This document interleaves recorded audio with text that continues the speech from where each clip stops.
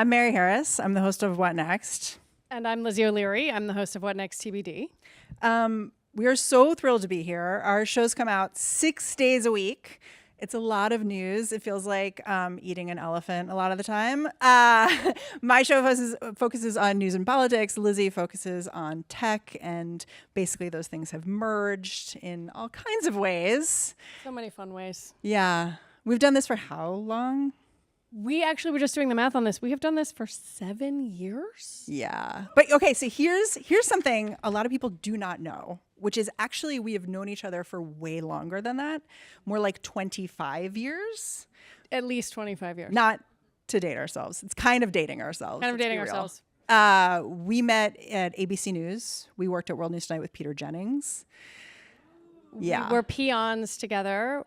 We got yelled at and ran things down the hall and, the important literally work. ran things down the hall, broadcast news style. We were just reminiscing about the pallets of Fresca that Peter Jennings would have brought in for himself. And so one of the joys of doing the show is reconnecting with Lizzie because we sort of did that and went our separate ways. And now we're both doing this, which is amazing. So I'm going to turn it over to Lizzie. I'll be back in a little bit, but Lizzie, take it away. And actually, we're going to trade places because I think I need to be on that side. So I'm going to put this mic down, take that one from you, and I'm going to do this.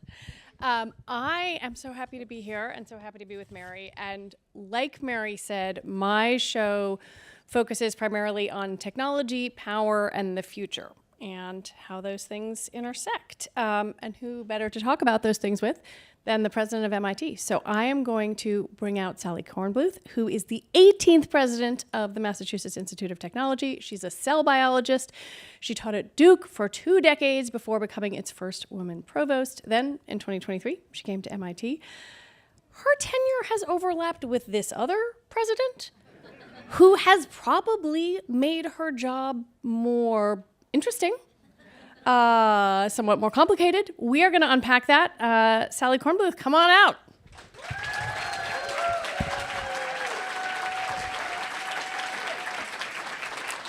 There is your mic. I feel like I'm hosting a game show when I'm asking you to come on out like that. I'm sorry. So I am so grateful to you for joining us and to all of you for being here. I also kind of ran this by you, but kind of didn't. So if I said to you, the mountains, we greet them with a song. Something. That's it. That is the Williams College. I mean, do we even call it a fight song?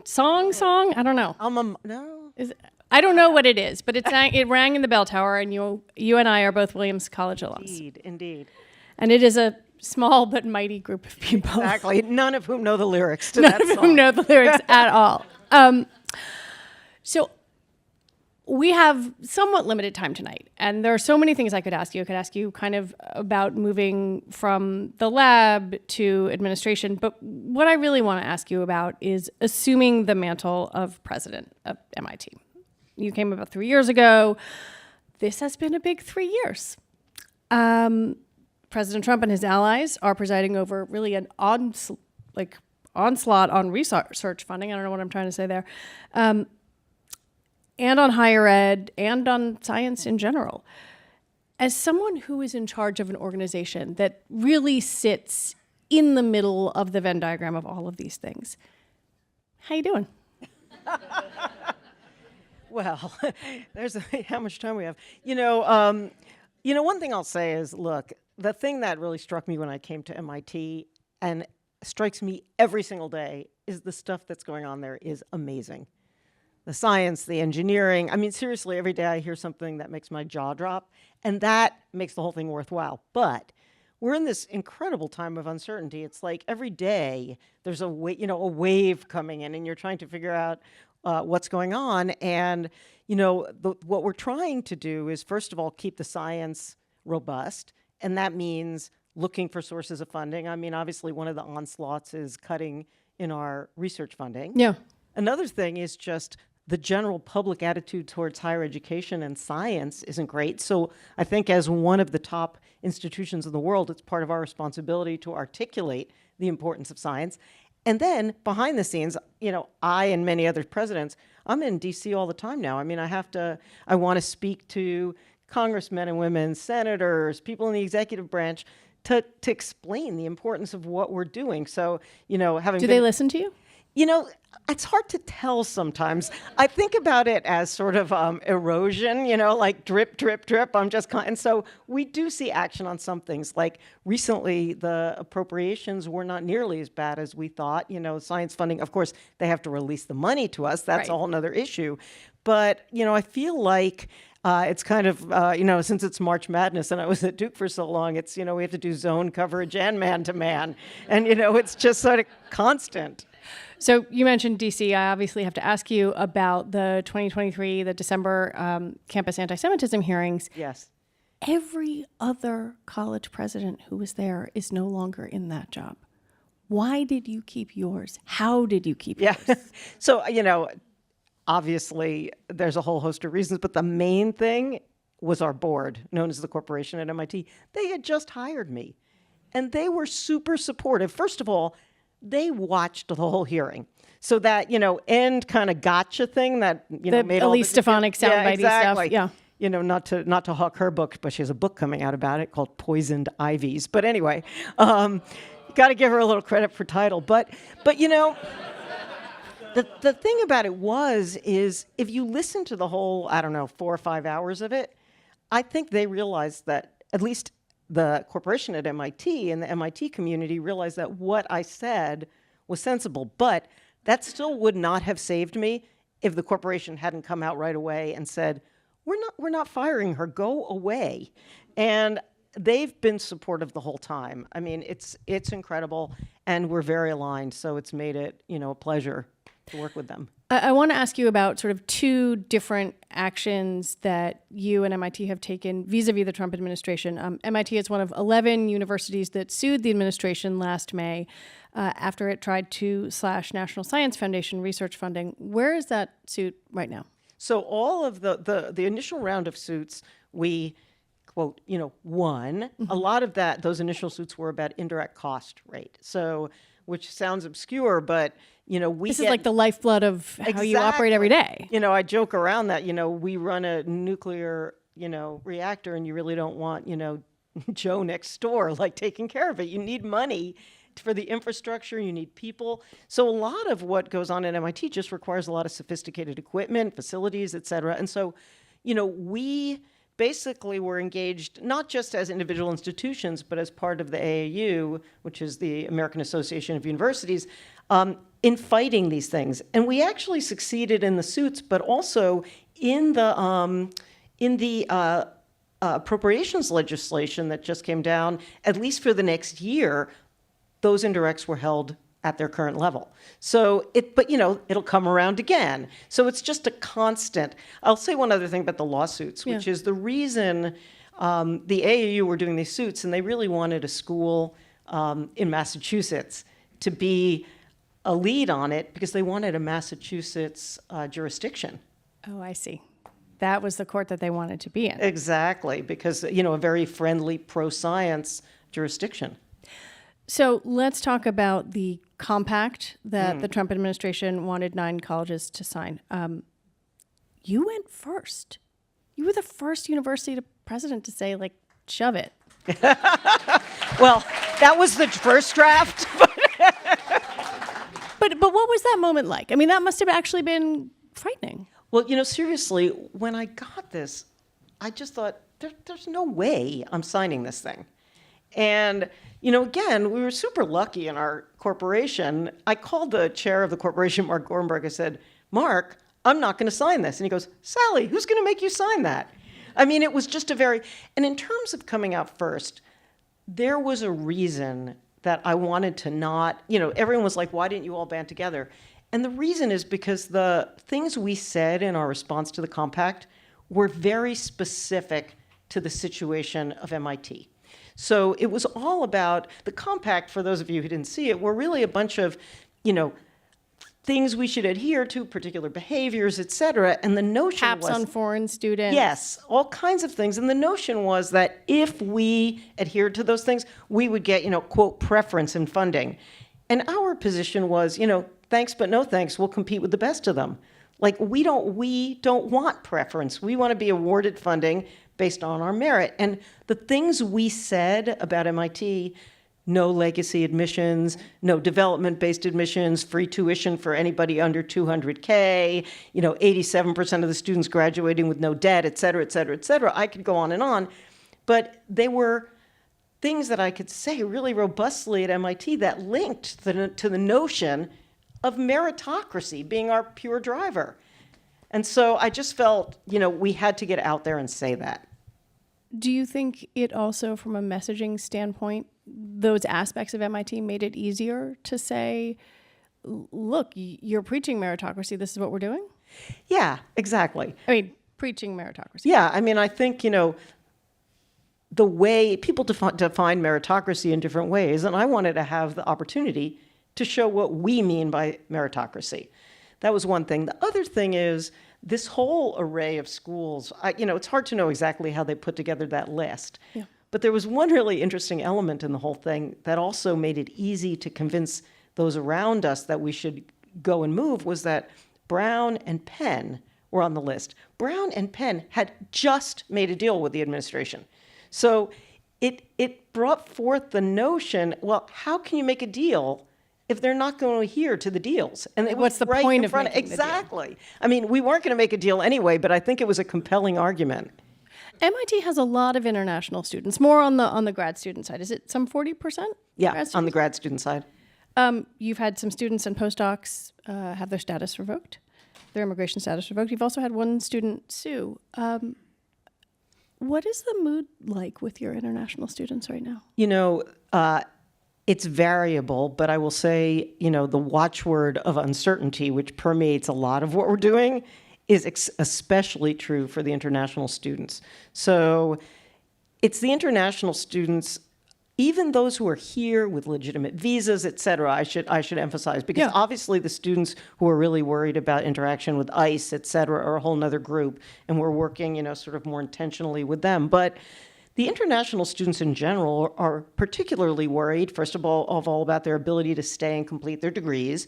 And the other thing is, most of our international students want the opportunity to stay in the United States and work. And that is why they came to university in the United States. And so, we obviously speak out about this, but it also comes to the man-to-man coverage thing, which is I try to advocate for this in every setting that I possibly can. And I think it's short-sighted because the talent that is brought to us through our international community is unbelievable. We can attract the very best in the world. You can bet when they talk about competitiveness with China, for example, and AI, quantum, et cetera, they're not sitting around in China saying, oh, it's great, America's taking all our students. They're thinking, it's great that America doesn't want to take as many of our students anymore because we can train them. It's a competitive issue that we really should lean into. What are the tangible effects to the research and innovation at MIT right now that you have seen? And have you felt like real pain from those funding effects? Absolutely. So, for us, there are only 4 schools right now that are subject to the 8% endowment tax, which is a tax on our earnings. And for us, that means $240 million a year, plus other losses and grants. So let's say the whole thing, we've budgeted for a loss of $300 million a year on a $1.7 billion budget. That's exclusive of Lincoln Laboratories. And what that means is that, we're not going to do shoddy work. We're not going to kind of underfund everything. We're going to have to really, lean into particular areas, be aggressive about raising money. And that has definitely had an impact on us, no question about it. The other thing about it is that there's just, again, all this uncertainty. Our investigators are writing a ton of grants. They don't know if they're going off into the void, right, or they really have the sort of competitive opportunities that they've always had in the past. The last thing I'll say about this is that the thing that's talked about, I think, infrequently is the huge impact on the talent pipeline. So, we hear like, oh, it would be okay if research were more in industry, et cetera. I say, would you fly on a plane with a pilot who'd never flown? Like, how do they think people learn how to do research? We are training the next generation, and they're getting, first of all, we're losing funding for them, but second of all, if you're like a super talented person and you're looking at the future career, dependent upon government funding, you're thinking, do I really want to do that? And I think we're going to see reverberations for many decades if we don't rectify that issue. Is that something that you see when you are talking to not just students, but faculty members too? I would imagine it's incredibly hard to figure out what you're going to do and try to plan in a 5-year, 10-year, That's right. Research cycle. You're going to maybe be able to hire postdocs. You don't know. Right. How do you actually try to keep people motivated? Like, I'm really curious about the nitty-gritty part of this. Well, in terms of keeping people motivated, we have tried to find alternative ways to elevate the science, raise money. So one example is we have a series of presidential initiatives that cross across the whole campus in things like health and life sciences and things like quantum and things even in humanities and social sciences. And the notion is that we're trying to create new opportunities, and our donors, our friends are looking at it and say, well, they're doing really exciting interdisciplinary work across the campus. We try to find money for exciting new projects anywhere we can. Nobody has the money of the federal government. That's exactly right. That's exactly right. We do, it's interesting. If you think about research in this country, it's done in universities, it's done in national labs, it's done in industry. And if you think about long pathways, like immunotherapy of cancer, that began 30, 40 years ago in basic immunology research. And, industry doesn't have that kind of patience, And so the question is, what kind of partnerships can we possibly make to take alternative approaches? So, for example, we have a lot more now industry partnerships where they're not restricting what we're doing. They're actually helping us with maintaining the pipeline, and they think about it as a sort of long-range R&D for them. The other thing is that I think we will start to see more partnerships between national labs, universities, and industry. I mean, I hate the phrase like, don't waste a good crisis, because I'd rather not have a crisis. But right. If we're in a crisis, I think some of these novel partnerships may help us. So there's a big piece that just came out in the New Yorker not too long ago by Nick Lehman about basically the crisis in Yes. higher education. I assume you Yes. have read it. Yes. And one of the things that he charts is the kind of inextricable partnership between the federal government, especially in the post-World War II years, Yes. and American research universities, especially elite American Yes. research universities. And I guess I do wonder, and he asked this question, why didn't elite universities see this coming, and why weren't they better prepared? It's a really interesting question. I think part of the problem is that people who go into academia, by and large, are going into academia because they're passionate about the work, they really care about it, their motivation is mostly the betterment of society, and I don't think it's a particularly political group that's thinking about these important things being twisted for political ends. And, if you look, even if you were cynical and you looked at the economic impact of universities, look at some place like MIT, 30,000 companies have come from MIT. Yeah. When you look at something like that, why would you think that any government that wants economic flourishing in their country would come after MIT? It just, we maybe we think too logically, but it just never would have occurred to us. I actually want to shift a little bit and talk about AI, which is the other Yes. massive Yes. thing that is happening in your world, in my world, in all of our worlds. One teacher recently put it, if AI is writing the work and AI is reading the work, do we even need to be there at all? What do you hear from professors and students about AI on campus? It's really interesting. The students, I have a sort of presidential advisory committee of students. We've asked them about this.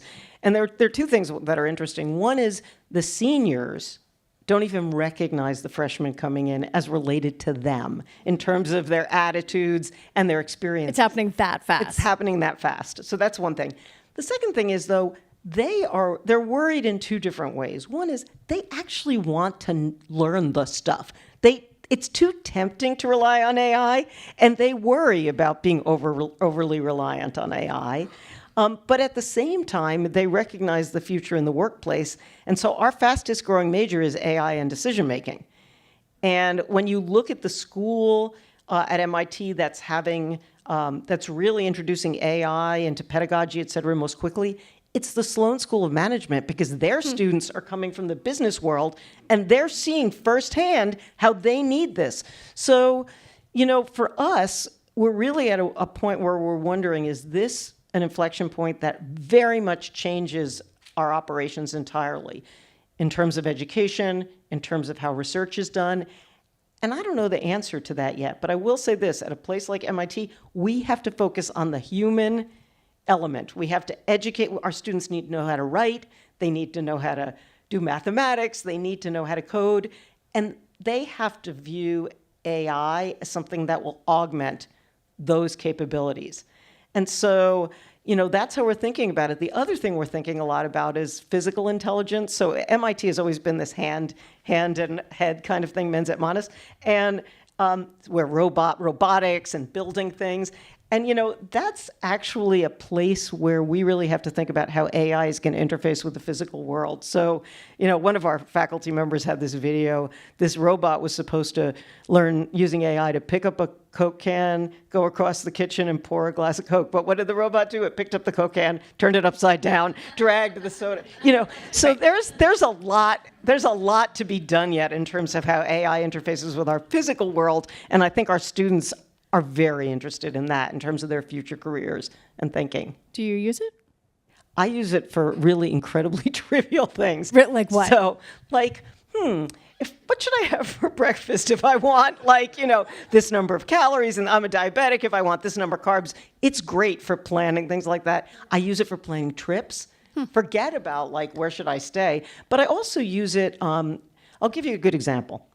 I'll give you two interesting examples. Okay. One is, it sounds somewhat trivial, but I was, reading a book from an MIT graduate, and I was going to go speak about this book, and I did read the whole book, but I wanted to know what about that book arose from that person's MIT education. In other words, what elements of what they wrote were grounded in their MIT education? And I asked that to Claude, I think it was, and I got a great answer that I could very nicely. I didn't have Claude write the comments, but it gave me fabulous examples. And you felt confident it was right? Well, because I had read the book. If I had read the book, then I would have been a little on dangerous ground. The other thing I thought was really interesting, an example, which I haven't tried yet, but I will. So one of our alums told me that he used a voice recognition Willow or something, and he fed it into Claude. It was this talk he was giving, okay? And he told Claude the characteristics of his audience. And he said, I want you to be brutal. Criticize me as this audience would criticize me, okay? And so Claude came back, gave him all these critiques. He iterated. They did it 4 or 5 times. He said it was the first time he ever got a standing ovation in a talk. It nailed what the audience was looking for. So, that's the kind of thing that, and I do have friends that comb their entire inbox before a meeting and say, find me every email that's relevant to this meeting and summarize. So you could imagine that saving a huge amount of time, because I'm always searching, who sent me that email? Right, and what was the keyword that, yeah. Exactly. So I spend a lot of time thinking about the nexus between technology and power and the future. And it's very hard not to take, say, one of those photos from the Trump administration and see all those CEOs standing there. Yes. And think about the fact that my 5-year-old is, somehow knows the phrase like and subscribe. And he's not allowed to do that at our house. I think there is a real feeling among Democrats, Republicans, parents, non-parents, that technology has failed us, or that somehow we have lost control. Mm-hmm. Mm-hmm. Has it screwed us? That's a weighted question. I'll tell you this, which is MIT has this lecture called the Compton Lecture, and we invite distinguished speakers. And our most recent speaker was Jonathan Haidt from NYU. Author of The Anxious Generation. Yes, The Anxious Generation. And his answer would be yes. Yeah. We had a room, MIT, the students are work incredibly hard. They're very busy to get a speaker that will fill an auditorium with many students as well as faculty. You know that is touching a nerve. Audience was full. Jonathan Haidt was talking about what happened to people's attention spans, what happened to their ability to learn after 2012, which was the introduction of the iPhone. And that's really where phones became ubiquitous. And it was pretty striking. iPhone's 2007, but I think well, until it became in everyone's hands. Everyone's That's hand. correct. That's correct. And they tracked things like, the psychological well-being of girls, for instance, in middle school. And girls are affected much more profoundly than boys in that age range based on the data. And, just their emotional well-being. We see students are far more in need of, psychological counseling, of guidance, et cetera. And part of it is because the erosive impact of social media. And so in that realm, yes. Now, if you think about AI, I think it's too early to tell. A lot is going to depend on what guardrails there are and which way it goes. I'm a little worried because right now that technology is dominated by big companies. Yeah. They're not out there to try to think. They don't think every night, how could I do really good things for everybody? I mean, maybe some of them think that way, but they have a profit motive, and a lot of that has us getting hooked on certain uses, the same as was the case for social media. I could talk to you about this all night long, but the mayor will probably be mad if I do that. I don't want to do that. I don't want to do that. Kornbluth, thank you so much. It was absolutely Thank you. Very fun.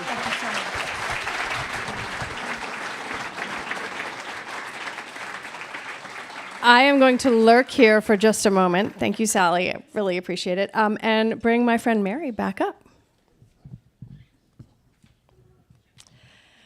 So we talked about how Mary and I go way back. We worked together on 9/11, among other things. So far back. Yeah. But we both have ties to Massachusetts and to this city. Mary, when did you first move to Boston? So I moved to Boston in 1999. I was here for Y2K. It was my first real job after college. I was working for ABC News in the Boston bureau out in Needham. That used to be in the Prudential Center. Then they moved it to Needham, out by CVB. I was a medical producer. My job was to work with Dr. Tim Johnson, if anyone is familiar with Dr. Tim. So yeah, long history at Boston, but I was here for like a year and change before moving to New York. You also? So does this count if I lived in Cambridge for 5 years? Okay. So I went to college in Western Mass, but I did live here for a little while when I was a kid. And like one of my core memories is the April blizzard of 1982. I have a picture of myself in like a big puffy snowsuit outside, and it was April. Okay, but if we're being honest, like neither of us has like great Boston connections because I was 22, so and I was and she was a baby. Yeah. But we actually know someone who does have a Boston connection, and we figured she could come here and maybe do like some small ritual humiliation. You are probably familiar with her. Meghna Chakrabarti, are you here? Come on down. Meghna! I was half expecting some, huh? Okay, I'm supposed to give these to you. Is that right? That's the rumor. Oh, Okay. Slate. Yes. Yep. Okay. I feel it's great. Really fresh. Yes, I am here. I hope to no one's chagrin or disappointment. Depends how this all goes, really. Okay, so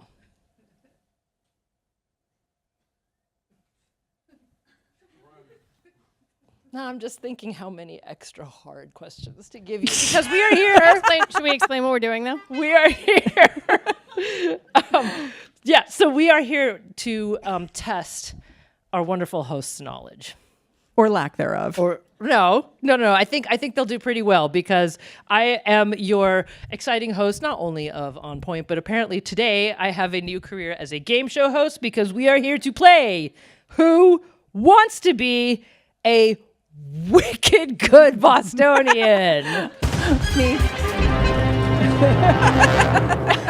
We might actually need to phone some friends in the audience for this. Yeah, exactly.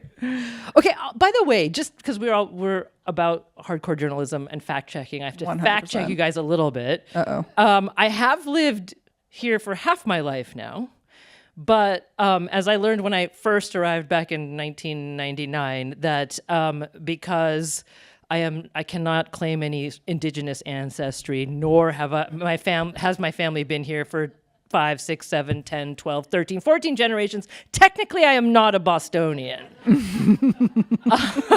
If I lived in Central Square, am I a Bostonian?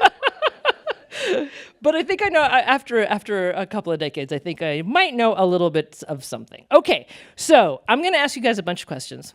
Yes. I'm going to give you 4 possible answers, and obviously, you need to pick the one that's correct. Okay.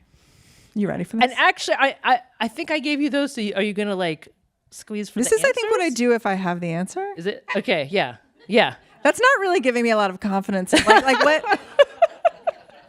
But you can do it. Maybe that's what I do for the wrong I'm really answer. glad this is on the internet. And if we have a tie, if we have a tie in terms of like Oh, it's a horn race. I'm honking? racing you? Yeah. Yeah. No, this is a competition. No, it's a competition. Yeah, 100%. So if you have a tie, then I'm gonna ask the audience who you guys think honked first. Okay.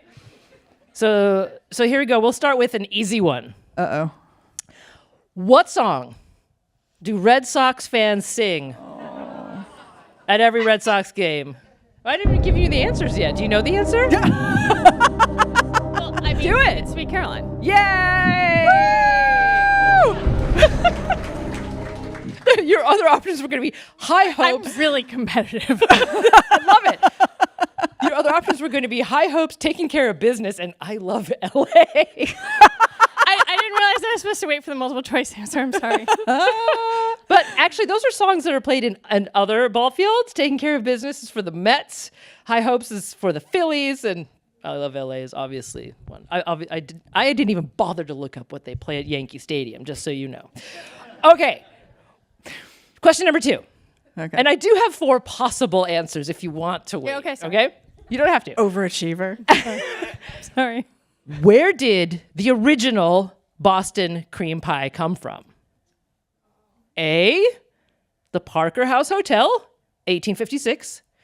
B, Union Oyster House, 1826. C, Boston Common Food Cart, 1776. Or D, Donkeys, 1999.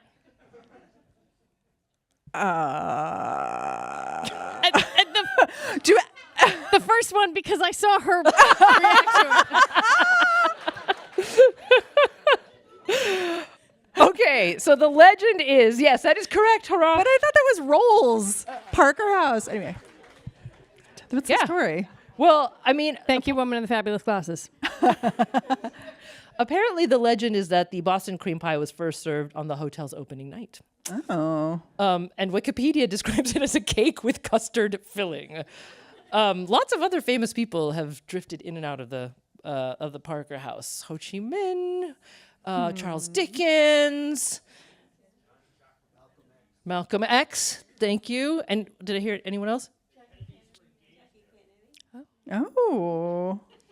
See, who needs Wikipedia when you have Okay, now I'm a gonna be brilliant watching local everyone like a audience? fox.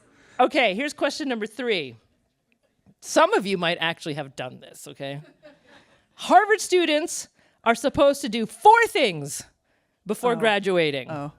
Now, if you have done this, do not give it away.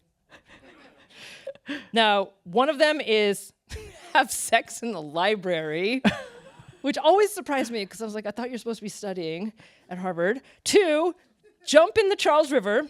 3, pee on the John Harvard statue. So the question is, what is the 4th thing that you were supposed to do if you're a Harvard student before graduating? A, streak naked through Harvard Stadium during the first game of the year. B, streak naked through Harvard Yard on the eve of finals. C, streak naked through Harvard Yard after finals are completed. Or D, streak naked through your first class of the day during your first final. So much nudity. I think it's the end of finals. I think it's the end of finals. I think it's the end of. End of finals? Okay, before I give you the answer, which one would you want to do? Is none of the above an option? An outside one. Okay. The answer is streak naked through Harvard Yard on the eve of finals. So close. Now, apparently, close. I am not a Harvard undergraduate alum, so I take it on good authority, though. It's called Primal Scream. And according to a 2024 poll by the Harvard Crimson, streaking is the challenge completed by the greatest amount of students. A quarter of that year's class, for the record. Great job. Overachievers there, too. All right. We have a theme going here. Okay, so when a Cold Stone Creamery attempted to set up shop in Newton, Mass, it was chased out of town to preserve what landmark ice cream shop? You guys are all going to get this one, okay? A, JF Kicks.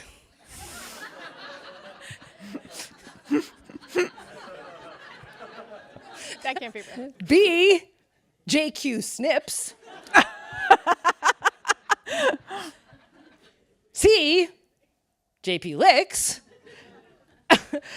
D, Baskin Robbins. It's C. C, yay! Okay. JP Licks, Avi. And everyone here knows of where They the just original don't know us to JP reference. Licks is, of course, with the giant, beautiful cow head. Also, fun fact, this one, by the way, this next fun fact, I did not know until this past weekend when I was at Putt Shack in the seaport, or near the seaport with my son, and one of the mini golf things has a trivia board, and this question came up and I got it wrong, but the question was, what are Fig Newtons actually named after Newton, Massachusetts? And the answer is? Yes. Yes. I did not know that. Okay. I may have Googled fun facts about Boston, knowing this was coming, and that was like the one I knew. I was like, Newton, figs, Cheater. yes. Okay. Pressing on. This is getting good. What Boston landmark is infamous for its dirty water despite a decades-long cleanup effort? A, Boston Harbor. B, the Frog Pond. C, the Charles River. Oh man, or D, Dunkin' Donuts coffee. Now I have to apologize because it looks like based on the tracking edits in Google Docs, the HHS secretary got in here. I don't know why Paige gave Secretary Kennedy access to the Google Doc, but because for anyone here who works for Dunkin' Donuts or all of us appreciate it, it is not D. I'm just going to tell you that. Lizzie. Did we get a home? I know we got to wrap, but the harbor? No. Okay, sorry. I just remembered a shopping cart from the aquarium as a kid. It's the river, of course. The river. And we can all sing the song. Love that dirty water. Dun, dun, dun. Okay. So there's more. And then we also have a bonus question. I feel like we have to wrap it. We're gonna Oh, okay. I Then I'm know. gonna ask my bonus question. I'm gonna jump to my bonus question. Yeah. Okay, ready? Yeah. This is one of my favorite facts.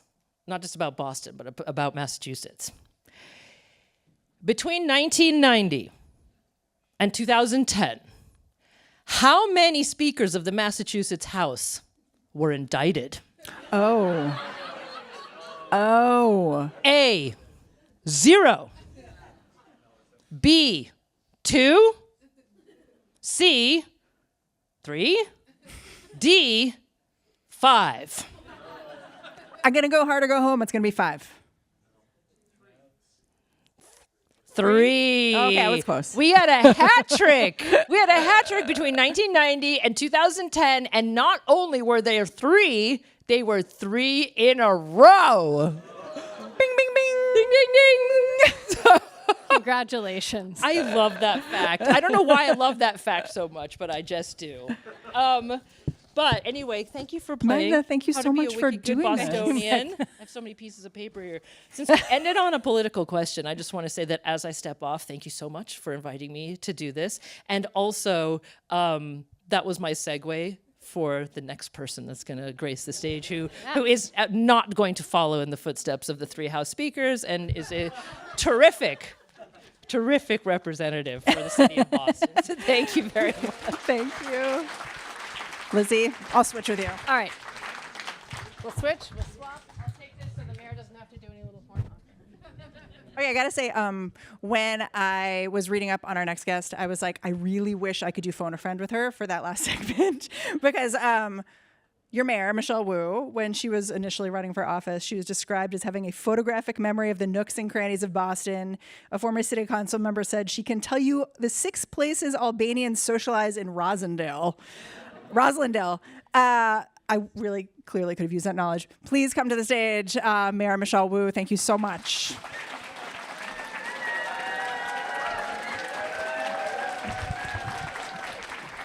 Thank you. Okay, I'm going to introduce you just a little bit while you get settled. What a huge crowd here. I know. Mayor Michelle Wu, you just started your 2nd term. And I got to say, when I was reading about you, my first question is just kind of like, are you really feeling yourself right now? Because your election was a crazy landslide, 70%, and then your competitor dropped out for the general. Like, it was insane. 72, but no. It's both an incredible moment to just see the energy in our community and also feel how fast and how intensely the world is changing around us in a way that we need every bit of momentum, every bit of civic energy to step up right now to push back against all the things that we're experiencing as well. So I'm a New Yorker, and when I learned I would get to talk to you a little bit, I was thinking about my mayor, Zoran Mamdani, because when he was in a debate, he was asked, like, who is the Democratic politician you most admire, and he named you. Basically because you were the most effective, is what he said, the most effective Democratic politician. And I thought that was so interesting because Mamdani was recently at the White House, and he was working with President Trump. He sort of brought these mock-ups of the Daily News about housing, and we're really gonna build in New York City. And it was such an interesting move to me, and you actually criticized it. You're like, I don't think we should be doing that. Can you tell me about that tension? Because I feel like you guys share so much, but at the same time, that was this moment where you're like, no, I'm not gonna do that. Why? I see my job as mayor as channeling Boston's spirit and expectations into making government work for everyone. And every mayor has got to defend their own community, do what they think is right. And every community is unique and different. And so there's no way to insert yourself into being able to understand exactly what's happening in a place that is not home and to try to, judge or criticize from the outside. But what I will say about Boston is that what it means to be effective here is connected to a long, long legacy of standing up for the truth, fighting back and refusing to back down when we know that some things are not right. And today, actually, just a couple days ago, the rest of the world was celebrating St. Patrick's Day. Mm-hmm. In Boston, we know that not only as St. Patrick's Day, but also Evacuation Day. And it was the 250th anniversary of evacuating the British from the city of Boston because of our ingenuity, because of our refusal to back down. And we were the first community that stood up to kickstart, get the American Revolution started. New York may have been the last to get there in that early scene. But what it means to be effective in our community is getting results, first and foremost, standing strong for our values and to have our neighbors back, and leading the way. This is a city of champions. We are not going to buckle, and we need to keep building the momentum to call out what's not right so that we can continue steering us to moving forward on what is right. So you're not going to accept any invitations to the White House anytime soon? I have already said, look, if the invitation came with a commitment to, for example, stop declaring war on American cities, stop cutting funding illegally from our research institutions, stop making life unsafe and more expensive and more unstable for all of us, yes, I'd be happy to go at that point. Trump has called you a radical mayor. Do you embrace that moniker?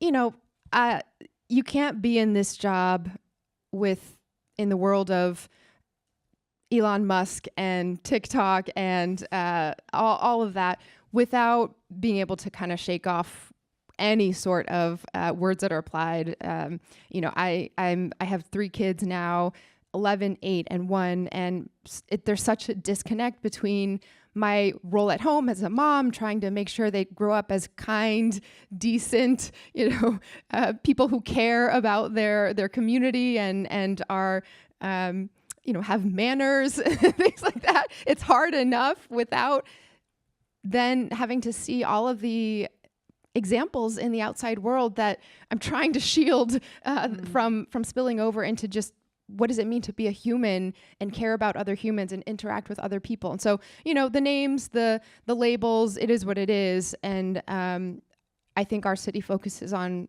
what backs that up, right? It's impossible to fake it here in Boston. Call it what you want, we're going to get results, and call it what you want, we're going to continue to stand up and keep moving forward. About a year ago, you did go to Washington. You went to Congress, you went to testify, and it was actually this really dramatic moment because it was Ash Wednesday.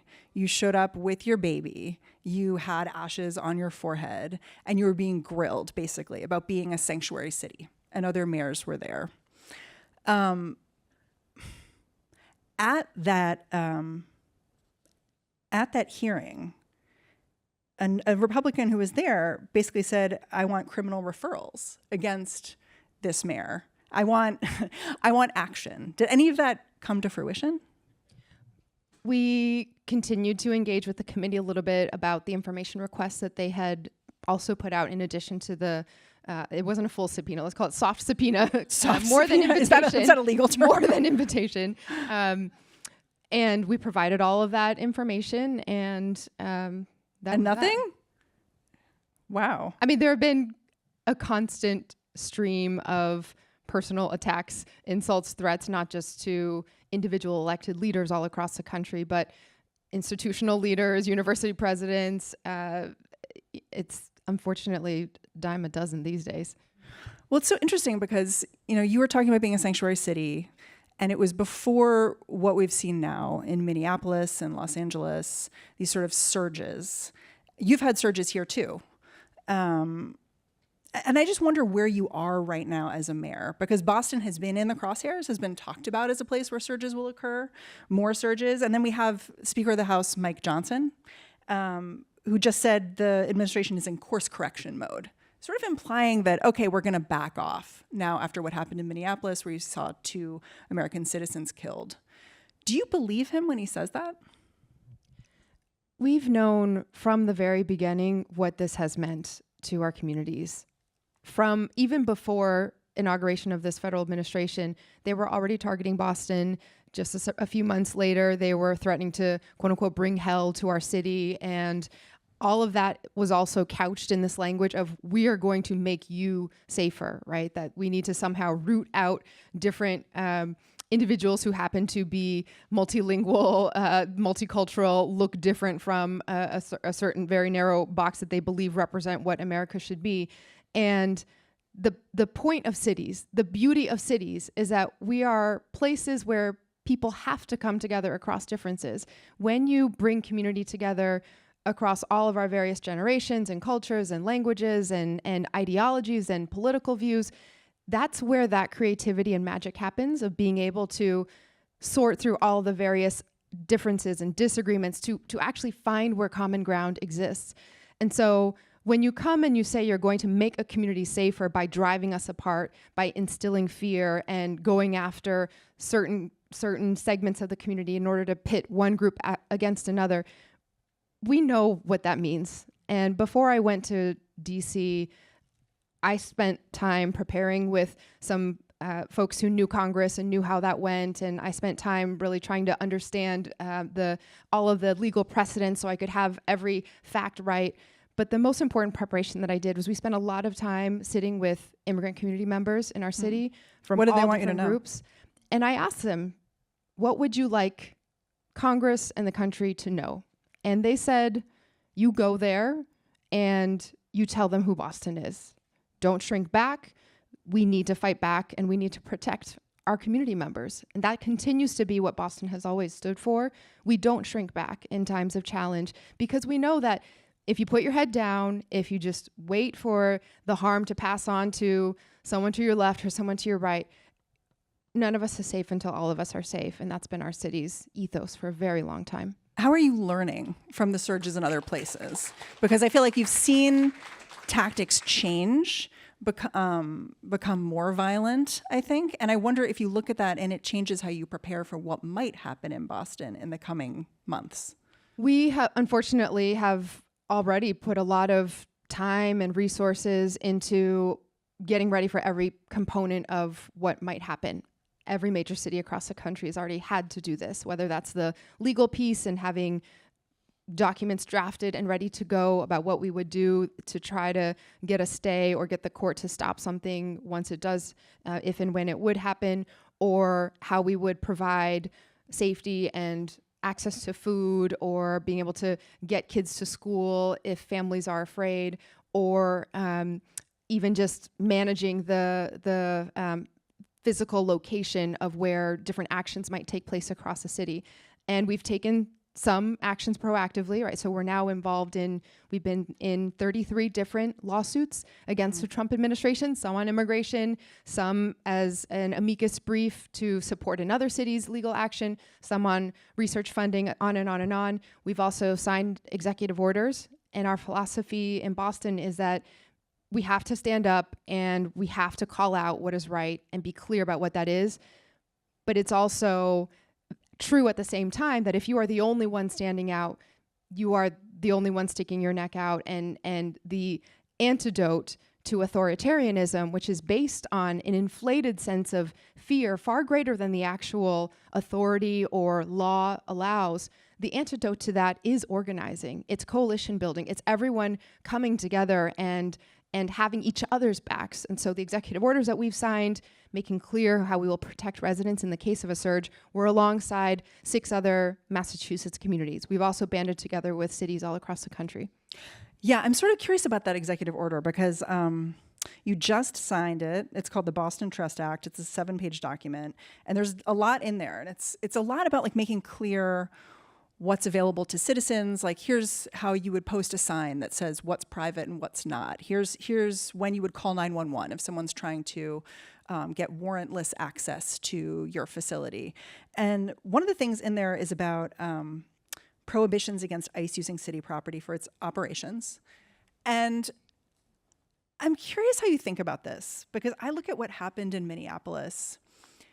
And Minneapolis also decided not to work with ICE, right? And I think it was very confusing for citizens. Citizens were out there feeling like they had to protect themselves. And I think you could make an argument that the lack of coordination, however it was going down, it actually made citizens less safe because, ICE is not trained in crowd control or any of those things. And so, you had 2 residents there die. How do you think about those trade-offs when you're in charge of the city about like what we will do that will keep our citizens the most safe and what will also display what our values are and what we believe in? Well, just a quick note of correction. The Boston Trust Act is actually an ordinance that was passed in 2014 that sets the general framework and has now for well over a decade that city resources do not go to federal immigration enforcement. The executive order was called something much longer. It was something like Executive Order to Protect Against Unconstitutional Illegal Federal Actions and Violence, something like that, and speaks for itself what it was about. But to say that we are not coordinating and to say that we will not let municipal taxpayer resources get dragged into federal enforcement of immigration law does not mean that we are not present and that we are shrinking away or hiding from the situation. In fact, the executive order lays out the opposite expectation that, unfortunately, because of what we have learned and seen in other cities, our response would be to show up and to have documentation of what's happening, to have all available footage and surveillance, whether it's from the city's access to pole cameras on traffic lights or body-worn cameras by officers. Yeah, talk about who you see is showing up, because different places are making different decisions, right? Like I'm in New York. Tish James has said, okay, we're going to have people in purple vests who are legal observers. If we see a surge here, in Minneapolis, there was a decision to send the National Guard. They were in special reflective green vests to distinguish them. How do you see it working potentially in Boston?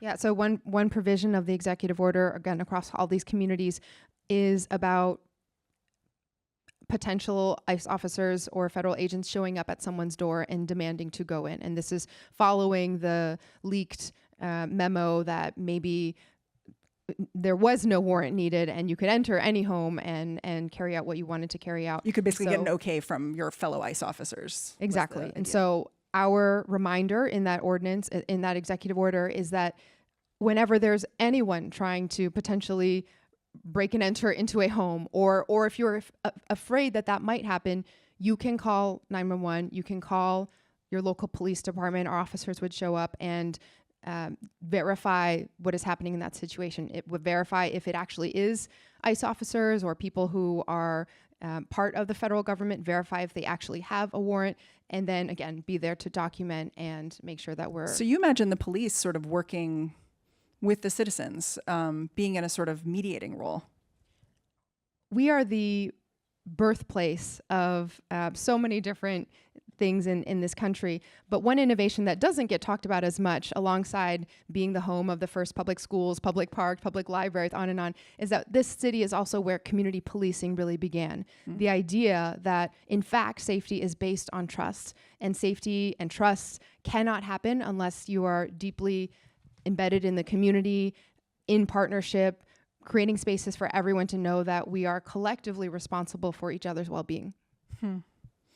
Okay, I want to get local with you if I can, because before I came to town, I reached out to everyone I know in Boston, and I was like, tell me what you want to know from the mayor, right? And I had a bunch of people reach out with frustration, because I think in your role, it is difficult to do things quickly.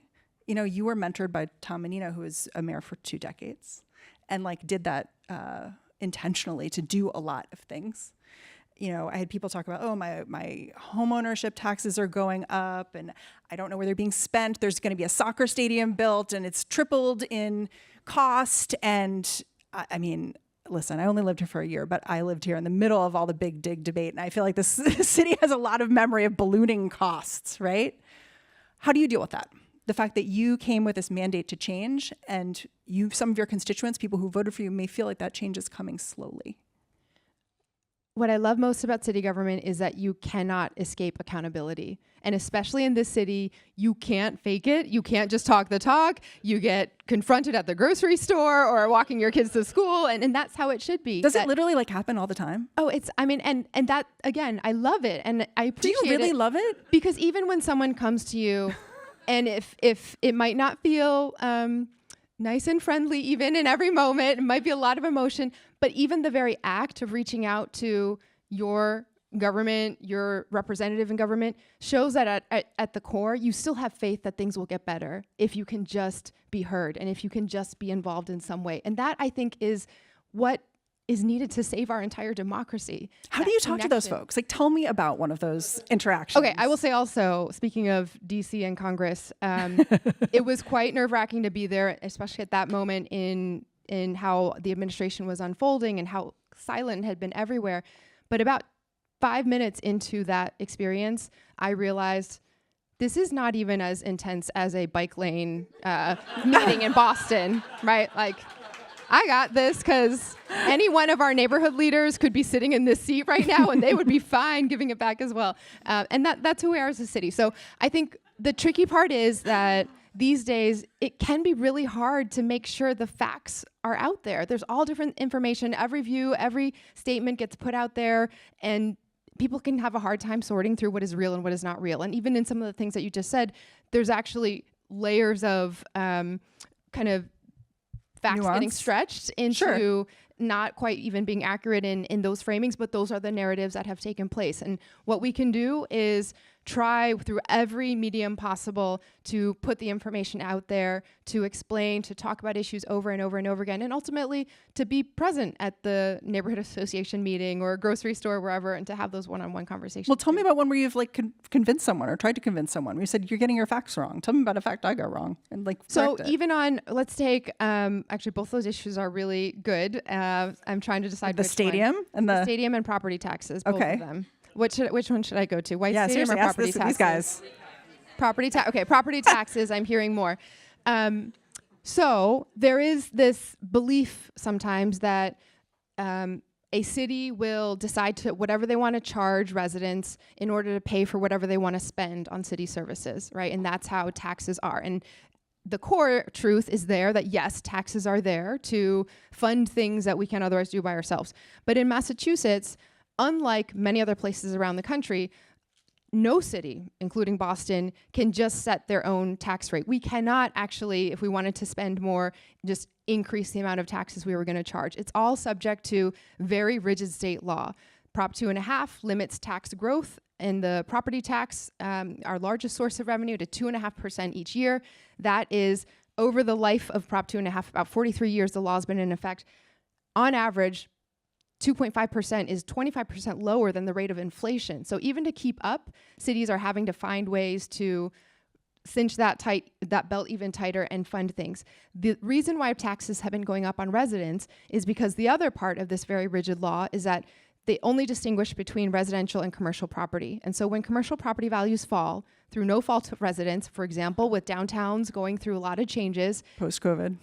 the burden automatically shifts like you're squeezing a balloon onto the residential side. And there's not much we can do about it. So that's why we've asked for flexibility from the state law. We have passed a provision 3 times at the city council level, including at the state House of Representatives level, and it's gotten stuck in the state Senate over and over again. And there's a solution there. There's a fix there for a little more flexibility in the law to even and balance things out. And so the solution is there, but cities' hands are often tied in Massachusetts in very historic ways, dating back to the Irish and Brahmins and back and forth, and who wanted control over what would happen. And White Stadium, similarly, we are designing and now building what will be the best public school stadium in the country. It is a public facility. It is following our standard process. And yes, costs are going up because of tariffs and because of energy costs associated with federal policies.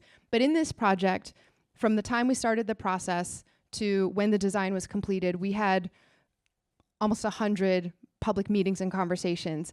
And we heard that the community, in a generational way, wanted better and wanted more. They wanted the design to look better. They wanted more features. They wanted a community kitchen and community room and workout spaces and fixes to all things. And because this is once in a generation or more, we decided to expand and improve the project. And that's why we added more features, we made it better, and I'm really excited that we have a great deal coming for Boston residents that ultimately will be about our young people and putting them first. Okay, I got one more question. I know you got to get out of here. Every profile I read of you talked about you as incredibly nice, but also not to mistake that for softness. And I thought that was so interesting to me as someone who is an adult woman trying to get things done. What is the difference? How do you do that? How do you circle that square? Well, first of all, I wanted actually to correct Meghna also. Meghna is a Bostonian. Oh my gosh, you're like a fact Bostonian.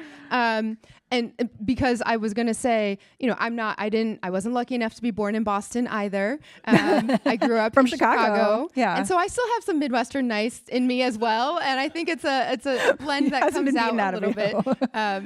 But I think the difference is this, especially today, when you can find out any bit of information, right? My kids don't have any concept that you can't know the answer to a question. I can never just say to them, I don't know, when they ask this or that or the other, because they'll say, go search it up, Google it, look it up now. And so you can find the information. You can find out if you sort through things, what the truth actually is. And you don't need politicians to only say what they think you want to hear or smooth over or avoid the bad news, the difficult news. It's important to be able to have hard conversations. And in fact, that is the greatest form of kindness sometimes, is being able to honestly tell someone something they don't want to hear or that they'll find it difficult to react to.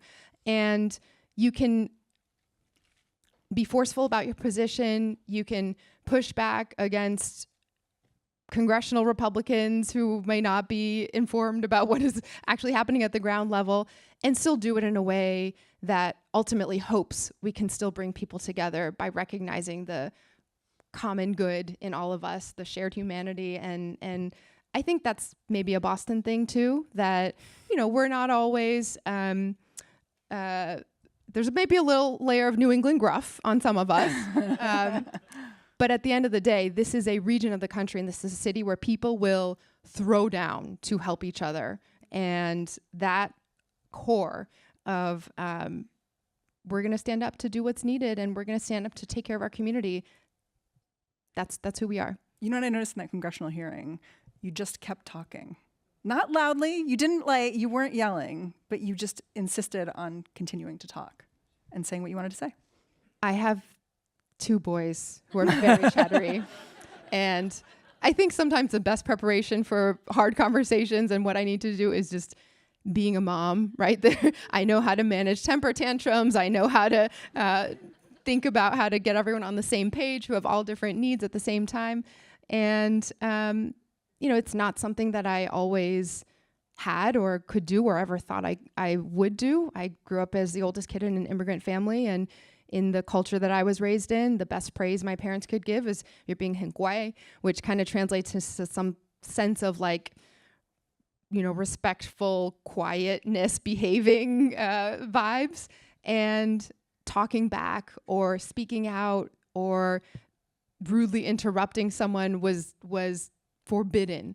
And so I've had to grow in a lot of ways that have felt maybe different from my upbringing, but then also tap into parts of my upbringing around thinking about the whole community and caring for the whole family and respecting the generations that have done so much before you. Ultimately, that has remained the core of who I am and how I see this job and all of our responsibility in this moment.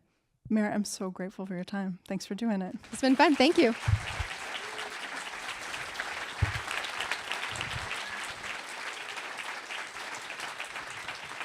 Thank you to all of you for coming out and seeing us and supporting the work we do. We really appreciate it right now, especially with, you know, like today, the news was that CBS News Radio is just going away. It means a lot for you guys to participate. What I love about public radio, because I was in public radio before I was at Slate, is that it is democracy first and democracy forward. So thank you to WBUR for hosting us. Thank you to Meghna for being amazing and joining us. And of course, thank you to the mayor. Another round of applause.